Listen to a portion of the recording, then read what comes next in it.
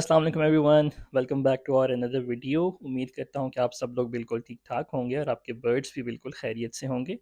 तो जी मेरी तरफ से आप सबको रमज़ान मुबारक। थोड़ा सा लेट हो गया है बिल्कुल, लेकिन फिर भी मेरी तरफ से आप सबको बहुत बहुत रमज़ान मुबारक। इस बाबरकत महीने में मुझे भी याद रखिएगा अपनी दुआओं में, और मेरी फैमिली को भी रखिएगा। इंशाल्लाह आप सब भी मेरी दुआओं में शामिल होंगे।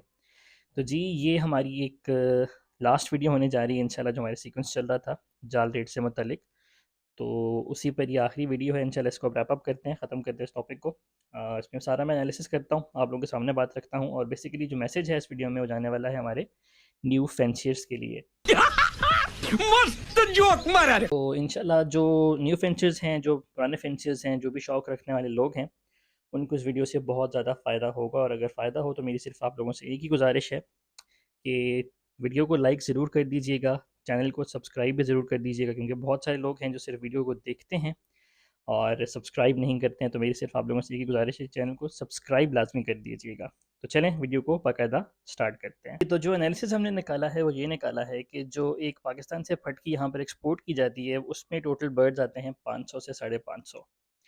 500 से 550 बर्ड्स पे जो एक्सपोर्ट के जो एक्सपेंस आता है पाकिस्तान से यूएई तक, शारजा तक, वो आता है तकरीबन 1,30,000 से लेकर 1,50,000 तक। और जो पाकिस्तान में फिंच का एक जोड़ा परचेज़ किया जा रहा है कराची में, वो किया जा रहा है 350 300 मैक्सिमम 400 तक।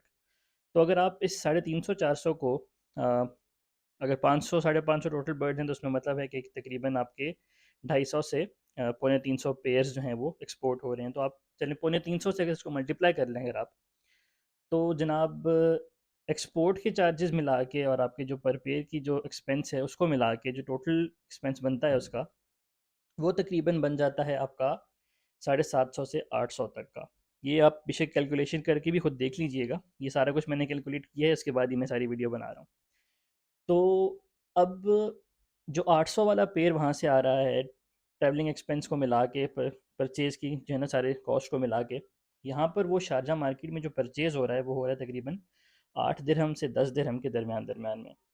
तो 8-10 दिरहम को अगर हम मल्टीप्लाई करें पाकिस्तानी रुपीज़ से, तो एक दिरहम जो है वो पाकिस्तानी तकरीबन आजकल चल रहा है 75 रुपीज़ का है, 76 रुपीज़ का, इस तरह ही चल रहा है।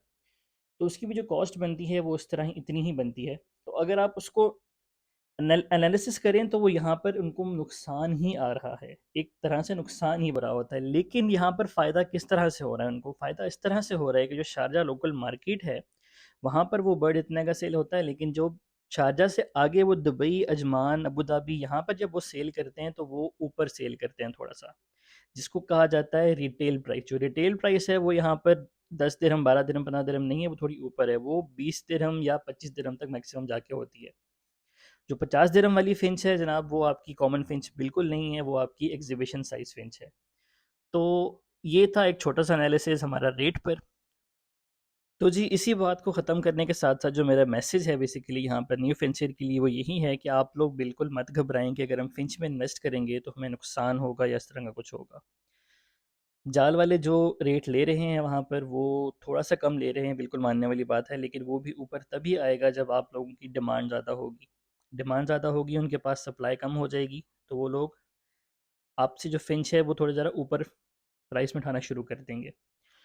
तो ये एक छोटा-सा मैसेज है। इसके अलावा जो बड़े-बड़े ब्रीडर्स हैं या जो यूट्यूबर्स हैं जो कि इस बारे में जाल रेट को बहुत ज़्यादा प्रमोट कर रहे हैं, उनके लिए भी मेरा एक छोटा-सा मैसेज है पकड़ मेरे को जानता नहीं है ये। कि हम लोग जाल रेट का या जाल वालों को फ़िंच सेल करने का बायकॉट करके अपना ही नुकसान कर रहे हैं। हम लोग न्यू फेंसियर का ही नुकसान कर रहे हैं। कैसे कर रहे हैं? कि जाल वालों को कोई इसमें जो है ना फ़र्क नहीं पड़ने वाला, क्योंकि उन्होंने अगर फ़िंच नहीं खरीदनी है तो उन्होंने बाकी और परिंदे खरीद के अपना जो सर्कल है वो चला लेना है। लेकिन जो हम फिंच फैंसियर्स हैं, हम लोगों के पास अब होल्डिंग पावर बहुत कम लोगों के पास है। बहुत कम लोग अपना बर्ड जो है वो होल्ड करके रख सकते हैं। जो नहीं रख सकते हैं वो बेचारे नुकसान में ही जा रहे हैं। तो उनके लिए हमें यही चाहिए कि हम लोग इसको जितना ज़्यादा हो सकता है आगे फैलाएं, जितना ज़्यादा आसानियाँ पैदा कर सकते हैं दूसरे के लिए आसानियाँ पैदा करें, ना कि रोज़ी में दुश्वारियाँ पैदा करें, रोज़ी में मुश्किलात पैदा करें। इसके अलावा अबे जल्दी बोल, कल सुबह पनवेल निकलना। इन्वेस्ट अगर किसी ने करना है तो उसके लिए मेरा ये सिंसियर मशवरा है, मेरा जितना भी मैंने एक्सपीरियंस आज तक लिया है उस एक्सपीरियंस को मद्देनज़र रखते हुए मैं ये सिंसियर मशवरा उसको ये देने जा रहा हूँ कि कॉमन फिंच में आप इन्वेस्ट बिल्कुल मत करें। कॉमन फिंच में इन्वेस्ट करने का आपको कोई फ़ायदा नहीं होने वाला। उसकी वजह ये है कि कॉमन फिंच का रेट मैक्सिमम चला जाएगा तो वो 500-600 तक चला जाएगा। ये इसका ओरिजिनल रेट है, इससे ऊपर नहीं जाता। जो गया था पिछले सालों में वो बेसिकली आर्टिफिशियल रेट था। 500-600 से ऊपर कॉमन फिंच अब नहीं जाने वाली है। उसकी वजह है इसकी मास प्रोडक्शन, बहुत ज़्यादा प्रोड्यूस हो रहा है, बहुत ज़्यादा ये बर्ड ब्रीड करता है। Yeah, boy. इसके बरक्स अगर आप एग्जीबिशन साइज़ फिंच पर काम करते हैं, उसकी साइज़ को इंक्रीज़ करते हैं, आप अगर एग्जीबिशन अपने पास लगाते हैं, एग्जीबिशन कॉलोनीज़ लगा लें बेशक, एग्जीबिशन फिंच की कॉलोनी में भी आपको अच्छा खासा प्रॉफिट मिलेगा, अच्छा खासा फ़ायदा होगा। एग्जीबिशन में अब आप अगर म्यूटेशन लगाते हैं तो वो और अच्छी बात है, लेकिन आप शुरू जो है करें वो एग्जीबिशन साइज़ से ही करें। इस टाइम पाकिस्तान में एग्जीबिशन साइज़ फिंच का भी जो रेट चल रहा है वो बहुत अच्छा चल रहा है। अच्छा इन सेंस अगर आपने परचेज़ करना है तो। सेलिंग के लिए फ़िलहाल अभी इतना अच्छा नहीं है क्योंकि मेरे ख़्याल से 3000, 4000, 5000 मारो मुझे मारो। मैक्सिमम इस तरह जो है ना एग्जीबिशन साइज़ सेल हो रही है, जो कि उसका ओरिजिनल रेट नहीं था। ये भी सिर्फ़ इसीलिए ही क्योंकि एक बहुत ज़्यादा हड़बड़ी मच गई है कि यार फिंच के रेट इतने नीचे आ गए हैं, तो उसमें इन्वेस्ट करना जो है वो अच्छा नहीं है। तो जब ये बात हमारे ज़हन से निकल जाएगी, सबको जब इस बात का अंदाज़ा हो जाएगा कि यार इसमें इन्वेस्ट करने की ज़रूरत है, हमें इसमें फ़ायदा उठा सकते हैं, तो डेफ़िनेटली लोग इसमें इन्वेस्ट भी करेंगे और इसमें शौक भी बढ़ाएँगे अपना। एग्ज़िबिशन फ़िंच के बाद आप जा सकते हैं जनाब अपना म्यूटेशन फ़िंचेस की तरफ, जिस पर मैंने पिछली वीडियो में एक डिटेल में बात कर रखी है। आप वो सारी फ़िंचेस लगाएँ, उसमें आपको नहीं फ़ायदा होता तो फिर वही बात है कि ये फिर आपकी अपनी गलती है कि आपको अपने आप को मार्केट करना सही से नहीं आ रहा, आपको अपने बर्ड्स सेल करने सही से नहीं आ रहे हैं। साला ये दुख का खत्म नहीं होता बे। तो जनाब इन शॉर्ट जो सारा कंक्लूजन है वो यही है कि जाल बाइकआउट को ख़त्म करें, अपने लिए भी आसानियाँ पैदा करें, जाल वालों के लिए भी आसानियाँ पैदा करें, हर एक के लिए आसानियाँ पैदा करें, अपनी रोज़ी भी चलाएँ, जाल वालों की रोज़ी भी चलाएँ। मिलना हर एक को उतना ही है जितना रब ताला ने उसके लिए लिख रखा है। उससे ना एक पैसा ज़्यादा मिलना है, ना एक पैसा कम मिलना है। तो कोई फ़िक्र करने की ज़रूरत नहीं है जी।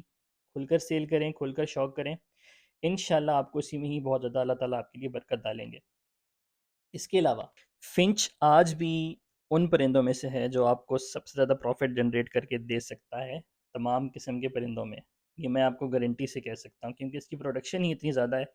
अगर आपने सही किस्म की फ़िंच में इन्वेस्ट कर लिया, आपको उसको रखना आ गया, ये मैं ज़ेब्रा फ़िंच की ही बात कर रहा हूँ। ज़ेब्रा फ़िंच में डिफरेंट म्यूटेशंस हैं, उन म्यूटेशंस की बात कर रहा हूँ। अगर आपने सही किस्म की फ़िंच में इन्वेस्ट कर लिया, विद टाइम अगर आप उसको सर्कुलेट करते रहे, एक ही फ़िंच पर बैठे ना रहे, तो आप कामयाब हो सकते हैं इसमें। आपको डिफरेंट चीज़ों पर काम करना पड़ेगा। आपको एक ही चीज़ लगा कर नहीं रखनी पड़ेगी और इसमें सिर्फ़ फ़िंच ही नहीं लगा कर रखनी पड़ेगी। I know, understand what you say. Finch के अलावा भी आपको बाकी सारे परिंदे लगाने पड़ेंगे। आप डव लगा सकते हैं, आप लव बर्ड भी अभी नीचे आया हुआ है, तो मैं ये कहूँगा कि इस टाइम कॉलोनी लगाने का टाइम है। जो म्यूटेशन वाले बर्ड्स हैं अच्छे-अच्छे, आप वो लगाएँ, साथ उनके फॉस्टरिंग पेयर्स लगाएँ। इसके अलावा आप गोल्डियन लगा सकते हैं। गोल्डियन खैर जो न्यू फैंसियर हैं उनको मैं रिकमेंड बिल्कुल भी नहीं करूँगा क्योंकि गोल्डियन को रखना थोड़ा-सा मुश्किल है। उसके लिए आप पहले 1 साल तजर्बा लें अपना कॉमन फिंच पर, ज़ेब्रा फिंच पर, और उसके बाद ही जो है फिर आप गोल्डियन पर जाएँ ताकि आपको अंदाज़ा हो जाए कि आपने उसको रखना किस तरह से है। तो जी ये थी एक छोटी-सी वीडियो, और मेरा अगर कोई भी मैसेज किसी को बुरा लगा हो, कोई भी मेरी बात किसी को बुरी लगी हो तो जी उससे तहे दिल से माज़रत। हर किस्म का कहा सुना माफ़। और उम्मीद करता हूँ कि जो आप लोगों को ये वाली वीडियो भी काफ़ी पसंद आई होगी। और अगेन लास्ट पर यही एक रिक्वेस्ट है कि चैनल को ज़रूर सब्सक्राइब कर दीजिएगा, वीडियो को ज़रूर लाइक कर दीजिएगा क्योंकि व्यूअर्स जो हैं वो माशाल्लाह काफ़ी ज़्यादा हैं हमारे वीडियोस पे, लेकिन जो सब्सक्राइबर्स हैं वो बहुत कम हैं। तो लोग वीडियो देख तो रहे हैं लेकिन सब्सक्राइब नहीं कर रहे हैं, तो उनसे सिर्फ एक ही गुजारिश है कि चैनल को सब्सक्राइब ज़रूर कर दीजिएगा। तो जी इसी मैसेज के साथ अपना रखिएगा बहुत सारा ख्याल, मुझे रखिएगा अपनी बहुत सारी दुआओं में याद। मिलते हैं इंशाल्लाह नेक्स्ट वीडियो में, तब तक के लिए अल्लाह हाफ़िज़, अस्सलामु अलैकुम वरहमतुल्लाह। साहब कुछ तो बोलिए। Back up.